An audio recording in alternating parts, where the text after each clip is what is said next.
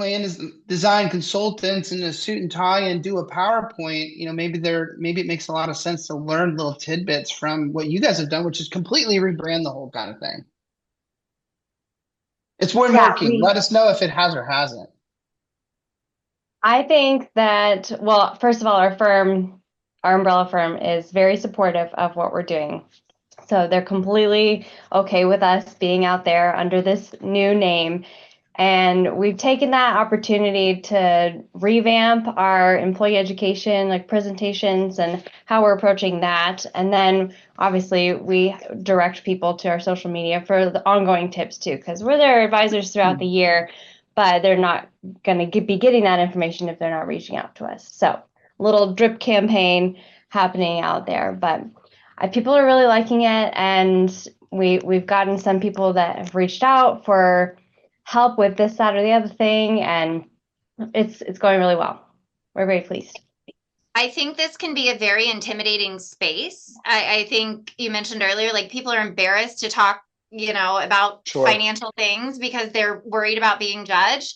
And I think when you can put yourself out there as just a human being, we're also just people who do dumb things and make fun of ourselves and make stupid reels. And like, it just becomes a lot more relatable for somebody to go, oh, okay, I can ask them a question and not feel stupid about it. Like we just want to put ourselves out there as real people. No. Because a suit and tie with a clicker to a PowerPoint is not a real person, really, especially if they're, choosing their words carefully and kind of running through the whole thing. I mean, this would be a weird analogy because I've talked about this on the show before, but I definitely started my career in suits and ties and cufflinks and shiny shoes and the whole nine. And I did a lot of education meetings at plan sponsors, break rooms and lunch rooms, etc. And there was somewhere in my career where my hair grew out, my beard grew out. I went to jeans and kind of a quarter zip just to give the conservative people in the chat bar, or listening in, an understanding of I still had a quarter zip on, but I had this beard and this long hair, and I kind of got a little loose with my language on the PowerPoints, and I really felt like I was resonating more with the audience than in my old cufflinks days. And I'm sure there's so many people doing that across the country, but if you're not, and I'm mostly talking to you people in New York and Boston and Chicago and all those fucking places. You need to lose that shit and fucking or Manhattan and connect tuxedos. a little more. You ever go to New York and Boston? They're still stuck 20 years ago. They're so proper. That was a weird transition for me coming on board with PDC because I came from that world, right? I wasn't sure how it was going to translate, but the more we did it and the more I watched you do it, it was just so much more authenticity to it, and people responded very well to it. But it was definitely uncomfortable at first. It wasn't that long ago where suits and ties were the way to go, and then for women, I guess it was just super fancy shit. But you still get to kind of rock it out with your stuff. See, you have an advantage. We're going to talk about women versus men a little bit later. You guys still get to kind of rock it out. Okay, Brandon, last Fin Talk. Let's hit it. No. This is a little niche. It says, Claude, this is the AI from Anthropic. Should we stop here for the night? It's Conor McGregor saying, Brandon, maybe you want to come in on this. This is a moment. Rogue Guy's confused. Everyone. Trading? No. We like to learn things on this show. If you haven't heard, vibe coding is taking off everywhere, all across the country. Anthropic and Claude specifically have really led this trend. And I can tell you for myself personally, aside from my artificial intelligence company, just as a normal surfer Joe who's gone on Claude on the weekend and built my own software, the very software I built, Hayley and Jessica, to track Justin, Mark, Chad, Devin, Tristan, my sales team. I built a dashboard through Claude by vibe coding.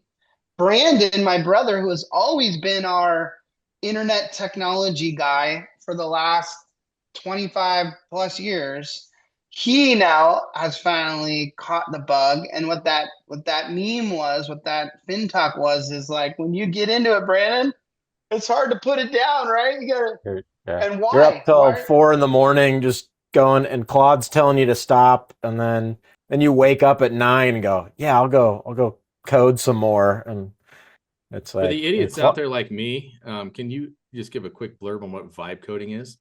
I just researched Okay. it, but I was like, You don't the need to hell is know that? Python. You don't need to know any of the code.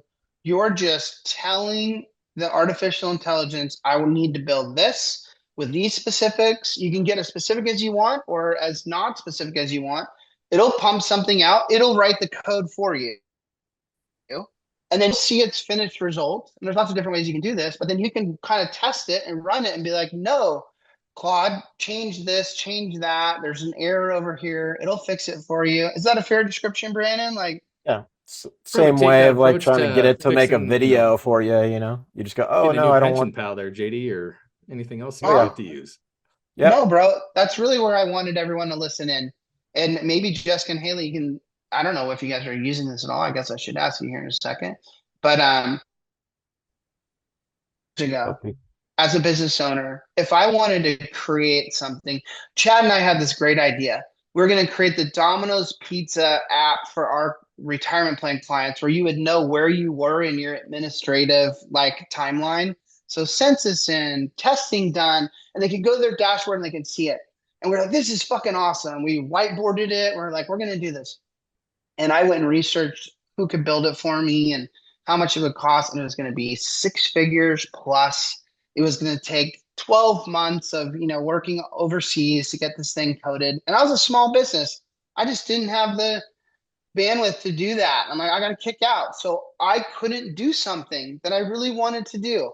I'm here to tell you right now today, if any of you want to pick it up and just check it out and play around a little bit, you can build what you want to build with Claude's help. And if it seems intimidating, like Justin's saying, please don't, right? Am I wrong, Brandon? Like any newbie can get in there and build something and something of value that actually connects to your data sources. And I mean, it's just the world has changed, everybody. There's a learning curve, and you have to read a little bit as you're going along, but it'll walk you through everything. And it's I would argue, well, this is Hayley, why all your software service companies their stocks are falling apart, right, because everyone's realizing you can just build your own stuff. So yeah, if you've heard of SaaS apocalypse, which I'll drink, that's because they're really worried about these companies not having value in the future. Haley, Jessica, 2-part question to the 401k girls. One is like, are you using artificial intelligence? But 2 is, I mean, if you just think about what you do in your day-to-day in your work, anything that seems tedious, repetitive, and it's especially if it's tied to some type of data source or what have you, I mean, I'm just encouraging you, like, you should check this shit out. Look, give us a temperature gauge on the 401k girls and AI. Yeah, right now we're using it mostly for note taking and creative sounding board, basically. But we do know that that's like barely scratching the surface of what's capable out there. I'll foil a little bit of our social media secret. I'm older than Haley, but as an elder millennial, I am not digitally native in social media, and it's really hard. So chat gives me some really good ideas and the logistics on how to actually make something. And that's been super helpful for the 401k girls. That's great. So I would like to put you in the same seat as like a lot of people listening in, which is that's step 1. You're basically chatting with it, right? Then it's giving you an answer. The next step is it actually doing something for you or building something. That is no longer a dream. That is no longer the future. You can do it with a regular Claude account, and it can basically, code is what it's doing to build something for you. Code is it's the 2x4s and the cement foundation and the whatever. And so if you just think of software or dashboards or tools of any kind, like, you can build your own. I sound like an idiot, but anyways, I want, pay attention, people, please. If anything, like, go check it out a little bit. Okay, let's move on. That's our final Fin Talk.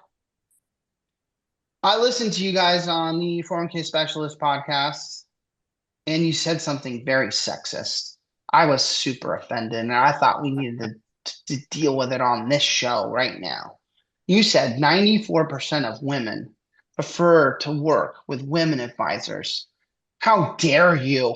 What about us males out here? And what about us white males and us white males in the 50s, man? You cannot steal this from us. This is our industry. How dare you? No, give me some context. Are we all screwed? You guys are half the population. If you're going to take 94% of them, we're done. You guys are taking market share left and right.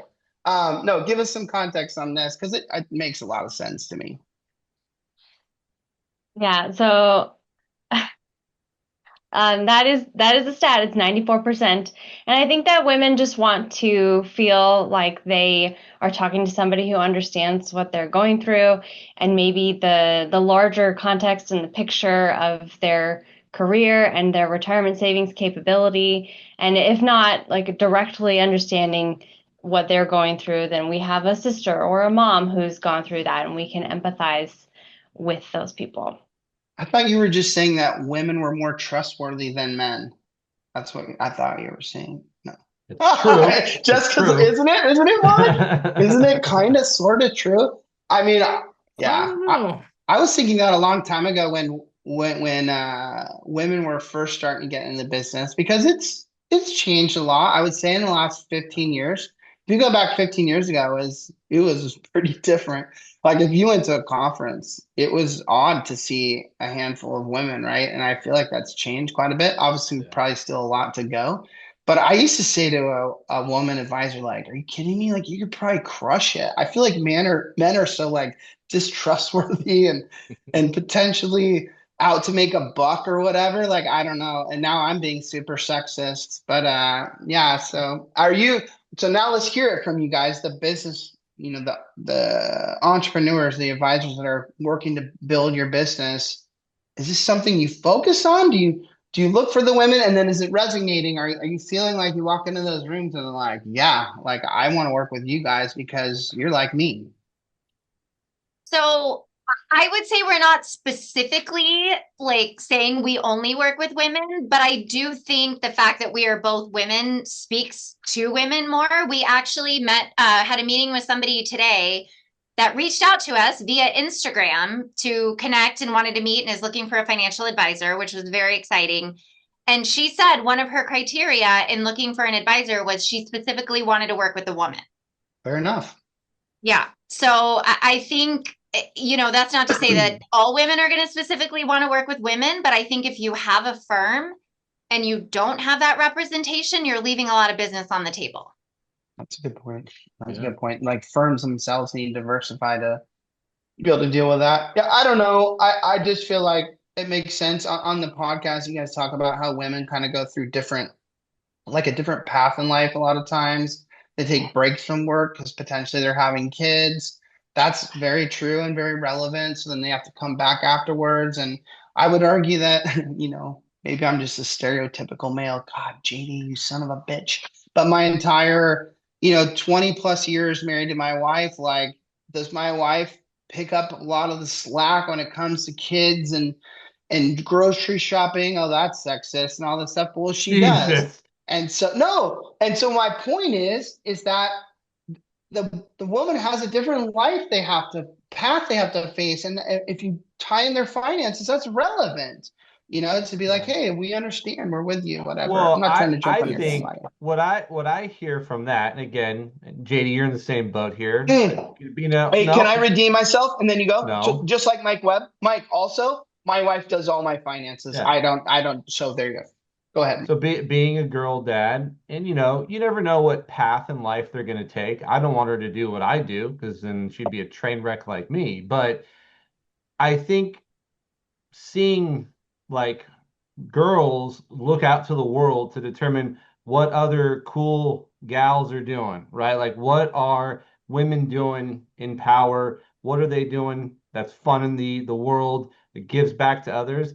So I would say, again, I don't know what you all are doing in terms of maybe trying to get other girls at a young age into the financial services component, but I think just the fact that you're so active on social and doing what you're doing, I think that there's a huge inspirational part that is going to lead other people without you even realizing it into this space. So I commend you for that. And I told my daughter, she was doing some schoolwork. I said, I want you to sit in my chair at the beginning of the show and say hi and stuff. And she's like, I can't. I got this stuff to get done. I go practice. Anyway, she wasn't trying to like say no, she can't do it. But even like that, I know she sees the mug. She's like, ask me questions and stuff. And I'm like, it's really cool. And I think that you guys are leading a good charge to get people more involved, especially as the female demographic needs to be more involved based on your statistic. Yeah, I mean, Thank we don't, you. obviously Thank you. men don't fully understand. I shouldn't even say fully. They don't grasp everything that women go through. And so going back to what we were talking about earlier in what was it, loud budgeting? Like people naturally want to work with people they're comfortable with, that understand their situations. And that's only going to bring, expand your reach, especially to a lot more people, so they can be a lot more, financially secure. Because is it going to be weird? Men don't when get I it. Men budget? mansplain. Nobody wants that. Yeah. What's that? Is it going to be weird when I start loud budgeting in the middle of a grocery store, telling everybody exactly what kind of beer I'm getting because it's on sale? As long as you're recording yourself. Because it's $12.99. That's what I'm going to do. You ready for me to get super sexist? I'm gonna really regret I'm saying trying to this. get away from this sexist. I know, No, but let's fuck do it. No, the people want to hear the Let's real do it. shit. They want to hear the real shit, Justin. No. Selling 401k plans. Who do you sell to a lot of times if you're smart on these bigger plans? You're selling the payroll and the HR team. And I'm just stating what's true based on all my clients. I'll drink for that. Predominantly. The payroll and the human resources team is predominantly female these days. I mean, that's what I see at my clients. I didn't create that sexism at their businesses. They did, but it exists. It's there. And those are the people, in my opinion, that are making decisions about 401k plans, whether you realize it or not. And so I would argue that's a massive advantage. If the 94% is true, you could win a lot of 401k plans that way. I'm going to add in maybe something slightly controversial as well. Yes. And this is also from the perspective of working in the financial services industry for 7 years. But a lot of times as a woman, when you're working and selling to a man, that can also work pretty well too. Oh, Jessica, reasons. how dare you? We Can don't you talk expand about the upon that? truths. We don't talk I'd about like the to know truths more. on this show. Yeah. Fair enough. Please expand upon what you mean by that. Wait, before she does, I just want to let everyone know I'm completely firing my sales team, all 5 of them, and we're gonna reboot. No, Surprised it took you this long. I know. I was like, I would say on borrowed time for a while. if I was seriously responding to that, I would say shame on our fucking world for that. Like, that's fucking sucks. Like, I would really hope that you'd go in there and be like, I want to pick the person that's best at this regardless. But hey, I said truths about HR and payroll, and Jessica said truths about the world. So, Well, and I mean, the thing is, I got hired at my last job, not because of my credentials at all. And you know what? If they're dumb enough to hire me for that, that's on them. I'm still going to kick ass. But if, I know what I'm doing. I'm good at it. But if you want to hire me for other reasons, be dumb. That's not my fault. Be dumb. Well, they're end up not being dumb if you actually pull it off when you're good. Exactly. So can I ask you guys to kind of finish off? Plan Design Consultants has been on a big push this year for sales. I mean, I would say like every year we're on a big push, but Justin, Mark, is it fair to say like this year we've really tried to like pull our bootstraps up and kick some ass and go for it in terms of sales? This show is generally built for financial advisors. And so when we get other financial advisors on, I want to like get a little peek inside to your world of what you do. Do you guys have goals as a team for the year? And by the way, I don't even know. You're selling 401k plans. Are you also selling financial planning to the participants of these? You are, of these 401k plans? Okay. Do you set goals for 2025, 2026, 2027 in terms of revenue, new plans? And what does that look like for you? How do you track them and how do you achieve them if you do? Yeah. So we have a whole team and we do the individual wealth management. We do the financial planning. 401k actually for us is a great prospecting tool because we do all the other things as well. But Hayley and I will set each year, her and I manage the department. So we'll set our goals for new plans for the year. And then as a whole team, as a management team, we'll set our like new AUM goals for the year. Okay. So we don't, I did. Assets under management goal. Yeah. And will you do that in like November, December, or some other month? Like, yeah. Okay. Yeah, we'll normally get together in December and sort of based on what we've done and what we're, looking at moving forward, what our goals are for the year. And we share that with the whole team. Everybody knows what our goals are. We're all participating in it because every single person here is contributing to those goals too. And are you of a growth mindset? Like, are you guys grow? Or is there a number you're hoping to get to and then stop? Or will you add people? Like, what grow. Okay. Yeah, our senior partner started the business with succession in mind, with the idea that he doesn't want to get to a certain point and sell. So I'm part of the succession. Hayley will be a part of the succession. The idea is as we get older and roll off, we've got new younger people to come in and take over. He doesn't want to sell. So the answer to not selling is keep making this company bigger and better. Yes. And bringing on new partners that are now buying from him and taking over. Oh, okay. Next generation. Yep. All right. I got to figure this all out. How am I getting out of this, Mark, Justin? Who am I selling to and when? When are you guys losing your jobs? Like, this has got to happen at some point, doesn't it? 2027? Yeah, I don't know, man. How many more companies are you going to create to just package with that value? That's so I have. It's not the package, Justin. That's so I have other recurring revenue once I sell off this one and fuck you guys. Just get a lot of EBITDA for all three companies at once. You guys are safe. You guys are so safe. I hired my goddamn son. So my 22-year-old son is the internal sales for these guys, and so I'm fucked now. There's no exit plan for me. Consider this my formal resignation letter for when he becomes my boss. That's not bullshit. I'm fucked, Mark. What's my succession plan now? I need Jessica and Hayley's help. I brought on third generation, my son. I can't sell for tens of millions of dollars. I'm screwed. Okay, let's move on. How is our chapter champion going? Because I believe the end is going to happen in 5, 4, 3, 2, 1. That's our leaderboard. Is Hackler? No, I can't see him. No, Kevin won again. I noticed a trend, and this game is going to have to evolve. And Brandon, if you're listening, I'm sure you are. I see people doing multiple votes for someone in one post, which is great. Webby. I feel like what they're trying to say is Webby's abusing it, man. No, I don't know if that's abuse. You're not saying I want to give them 1. You're saying I want to give them 5 or 6 because they made some great comment. So we'll talk about it on the next show to kind of clarify. But I like this. This is live. Hayley, Jessica, what we used to, we get to the end, we'd vote, we pick someone. I really want to make them be able to vote for themselves in a sense and pick their own winner from amongst the fucking tribe, What was that book where all the kids are on the island and they're fighting each other and Lord of the Flies? Yeah. I feel like the chat bar is Lord of the Flies, and I want them to kind of figure out who the winner is. Is there a way to take a vote back? Like, can you do a minus? Ooh, that'd be good. Great feedback, Mark. I do have that ability. It's turned off right now, but yeah, you can get I would like that. I would like to at the other show just start getting everybody minuses. Yeah. Actually, I can set it up so just you can do it, Mark. You want that? Wow. Perfect. So Kevin is chat bar champion for 2 times in a row. Is it 3 times? I mean, for the new system. Yeah, for the new system, he's back to back, which is huge. Everyone, public service announcement. Retireholics.com has a new website. And if you go there, oh fuck, I didn't do drunk stock tips.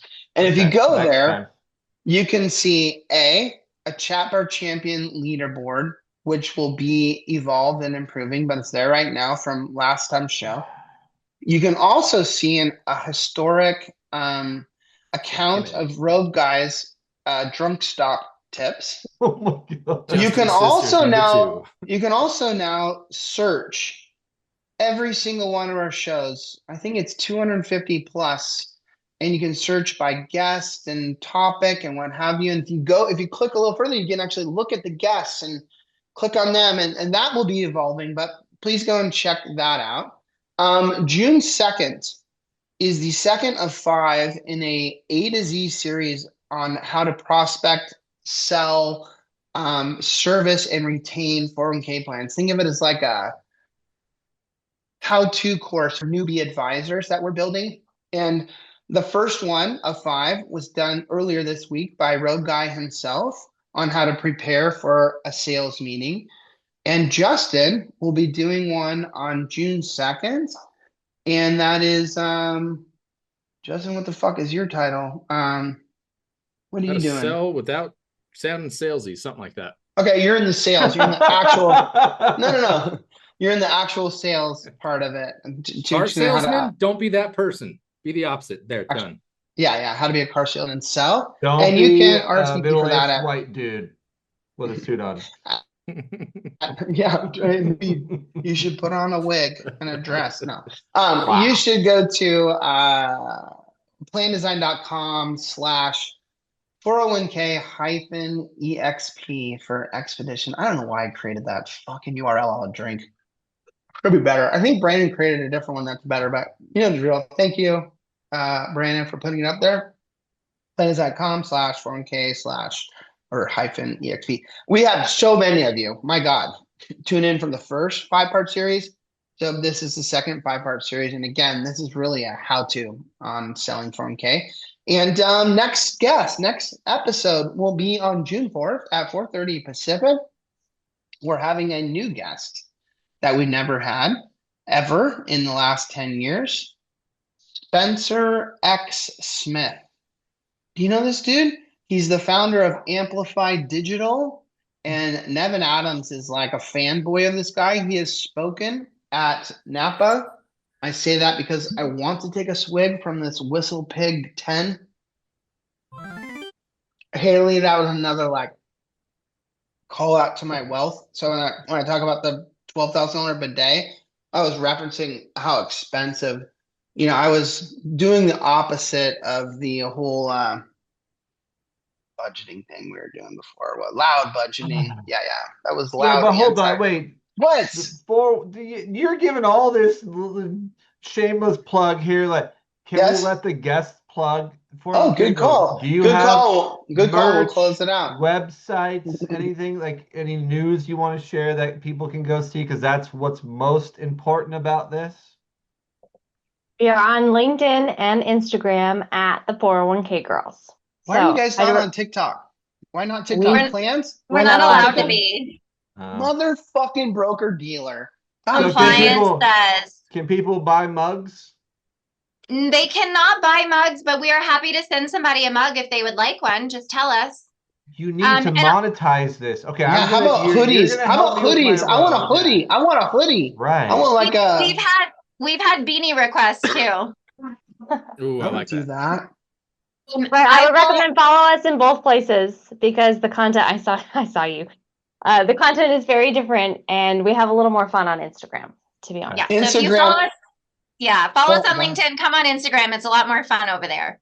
Oh my God, you should have seen the Retireholics Instagram stories back in the day. Live road guy drunk as a motherfucker at industry conferences. Oh my God. My favorite. Let's just say my wife didn't appreciate those very much. I'm going to leave everyone my favorite Instagram story of all time. But before I do that, I want to thank Jessica and Hayley for coming back once again. I'm also going to jump on Road Guys bandwagon and thank you for, you're doing all this to like generate new business. And it's very creative and great and cool. But I really liked what you said, Mark, in terms of you're inspiring other young women to do shit, which I think is really cool in the financial services space. You're definitely elevating women in financial services, period, which is obviously good. But beyond all this, because I really don't see sex, I see us very evenly. That's how I am. That's the kind of guy I am. I just want to say you guys are crushing it as 401k. Don't shake your head at me, Mark. As 401k advisors, period. And God bless you and keep crushing it. And we're fans of you and we'll continue to promote what you're doing, and I can't wait to watch it evolve and kind of grow a bit. So thank you for being here. Thank you to the fucking audience for being here. Those of you who answered at least one of those questions correctly to stay here. We love you. Thanks for being here. We'll see you next time. And thank you to Mark, Justin, and Chad. There's Chad in the little window there. What just happened to me? Where'd you go, Justin? I don't know. My camera just shut off. Before Brandon plays the song to lead us out, my favorite Instagram story of all time. About 9 years ago, I think Instagram was fairly new or kind of new. And Chad, nerdy Chad, that guy right there. I think Brandon knows my story. He's on Instagram. And he said to us, Retireholics, he goes, I don't get this Instagram thing. I don't get it. It's all chicks in bikinis and golf. It's called And we an said, algorithm, Chad, buddy. that's your algorithm, you fucking sick fucker. Okay, Brandon, play us out. Thank you, everyone. We'll see you next time. Thank you, Hayley. Thank you, Jessica. Thank you, Thank ladies. you. Guys. It's You're the fun. best. Fucking Chad. Is there- Brandon? Oh, there we go. Oh, Rebel Girl. Oh, look at this. He always picks his music very logically.